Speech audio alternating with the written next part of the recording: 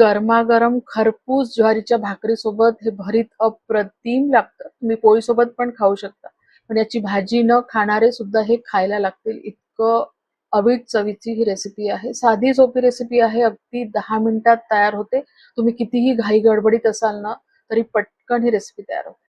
आणि दिसायला सुद्धा इतकी टेम्पटिंग दिसते ना, की बघणाऱ्याच्या तोंडाला पाणी सुटेल आणि पटकन खायची इच्छा होईल. आणि एकदा त्यांनी ते खाल्लं की त्याची चव तो कधीच विसरणार नाही. इतकं सुपर हे भरीत तयार होतं. नमस्कार, Sushma healthy wealthy recipes and salad मध्ये सर्वांचे खूप खूप स्वागत.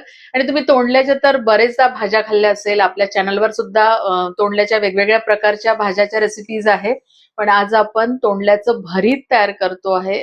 तोंडल्याला काही ठिकाणी तेंडली म्हणतात, काही काही ठिकाणी तर तोंडरे सुद्धा म्हणतात. अगदी 10 मिनिटाची रेसिपी आहे. म्हणजे संपूर्ण प्रिपरेशन आणि भरीत रेडी ही 10 मिनिटाची प्रोसिजर आहे. आणि छान खरपूस भाकरी सोबत अप्रतिम लागतं चवीला. तर आपण रेसिपी बघूया. पण त्याआधी जर तुम्ही माझ्या चॅनलवरती नवीन असाल किंवा अजूनही माझे चॅनल सबस्क्राईब केलं नसेल तर प्लीज चॅनलला सबस्क्राईब करा. रेसिपी आवडली तर जास्तीत जास्त लाईक करा, शेअर करा. तसेच बेल आयकॉनला पण क्लिक करा, जेणेकरून माझ्या नवीन व्हिडिओचे नोटिफिकेशन पहिल्यांदा तुम्हाला येतील. आणि चला भरीत बघूया. तोंडल्याचं भरीत बनवण्यासाठी साहित्य बघूया. तर 1 पाव तोंडली घेतलेली. तोंडली चांगली धुवून स्वच्छ करून घ्यायची. नंतर 2 मोठे कांदे आहे. 1 लसणाचा काठा आहे. जवळपास 15 ते 20 लसणाच्या पाकळ्या असेल. नंतर 5 हिरवी मिरची आहे. तिखटवाली हिरवी मिरची घेतलेली आहे. तुम्ही तुमच्या चवीनुसार घ्या. नंतर 15-16 कढीपत्त्याची पानं आहे. 1 टीस्पून जिरं आहे. 1 टीस्पून मीठ आहे आणि अर्धा टीस्पून हळद आहे. आणि कोथिंबीर लागणार आहे. एका मिरचीचे मी 2 ते 3 तुकडे असे करून घेते. हे सगळं मी धुवून घेतलं. कांदे, मिरची, कढीपत्ता. तुम्हाला फिक्क लागत असेल ना तर तुम्ही फिक्की मिरची घेऊ शकता. भरीत असं स्पायसी असलं की चांगलं लागतं. किंवा मिरचीचं प्रमाण तुम्ही कमी घेऊन घ्या. आता हे कांदे पण आपण असे मोठे मोठे कट करून घेऊ.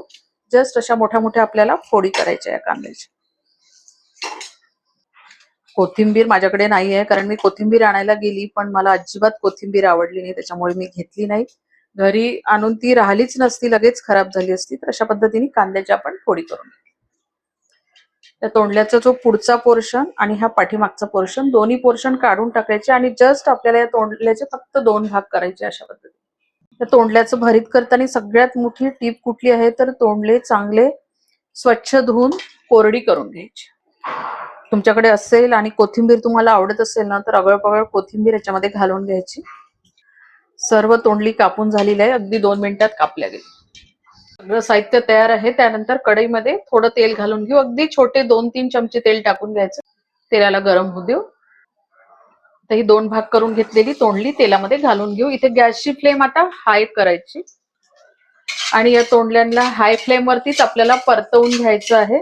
त्याला थोडंसं चांगले डाग पडू द्यायचे, इथपर्यंत आपल्याला हे परतवून घ्यायचे.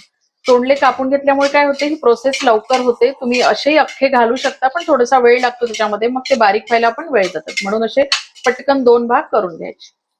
दुसरी टिप्स, हाय फ्लेम वरती हे शिजवून घ्यायचे आपल्याला. गलगल नाही होऊ द्यायचे, आपल्याला फक्त त्याला असे स्पॉट येऊ द्यायचे आहे. थोडं मीठ घालून घेते म्हणजे पटकन ते शिजल्या जातात.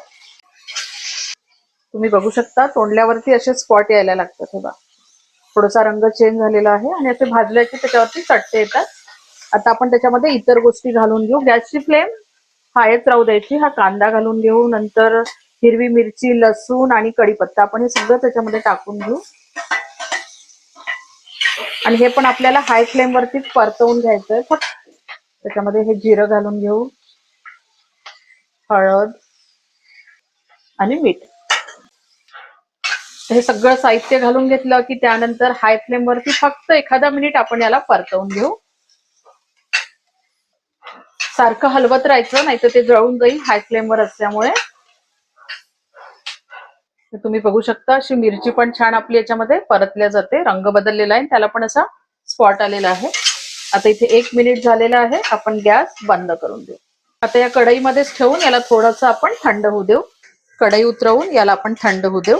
हे थंड झालेलं आहे. तर आता याचं भरीत तुम्ही मिक्सर मध्ये करू शकता, पल्स मोड मध्ये फिरवून, पाट्यावर ठेचून करू शकता किंवा खलबत्त्यामध्ये ठेचून करू शकता.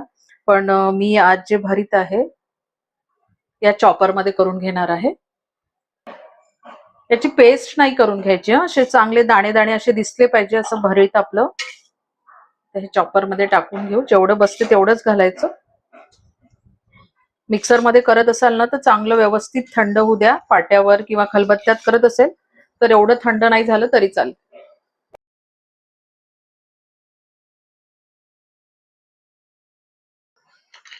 खूप जोरजोराने हे नाही करून घ्यायचं, थोडंसं हलक्या हातानेच करायचं. त्याची पेस्ट नाही होऊ द्यायची, असं चांगलं जाडसरच राहू द्यायचं. आपण चेक करूया. तर त्याचा जो ब्लेड असतो ना ते काढून घ्यायचं. मला मी दाखवते बघा, छान अशी जाडसर झाली आहे, म्हणजे सगळे चंक त्याच्यामध्ये दिसत आहेत आपल्याला. अशाच पद्धतीचे आता टेक्स्चर ठेवायचं. आता आपण हा ब्लेड काढून घेऊ आणि आपलं इथे भरीत जे आहे ते तयार आहे. तर एखाद्या भांड्यामध्ये आपण हे काढून घेऊ. तर हे अशाच पद्धतीने ठेवायचं, म्हणजे चवीला एकदम चांगलं लागतं. आणि रंग बघा, एकदम मस्त रंग येतो त्याला. आणि सगळ्या याचे असे आपल्याला चंक दिसत आहे. तुम्ही हे भाकरी सोबत पोळी सोबत खाऊ शकता. हे गरमागरम नाही पण झणझणीत आहे आणि असंच हे चांगलं लागतं. असं गरमागरमच पाहिजे असं नाही आहे, कारण झणझणीत झाल्यामुळे ना त्याचा स्वाद असा अप्रतिम येतो. तुम्ही पण एकदा हे भरीत नक्की नक्की ट्राय करा आणि आवडलं तर लाईक शेअर करायला विसरू नका. परत भेटूया अशाच एका छानशा रेसिपी सोबत. तोपर्यंत धन्यवाद.